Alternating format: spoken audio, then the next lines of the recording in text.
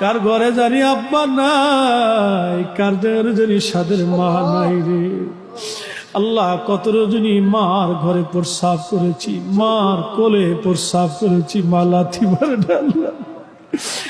এই বুকের মধ্যে জড়িয়ে ধরে মা বার বার বার চুমা খাইয়া আদর করে কলিজার ভিতরে লুকিয়ে রাখছে মা জননী।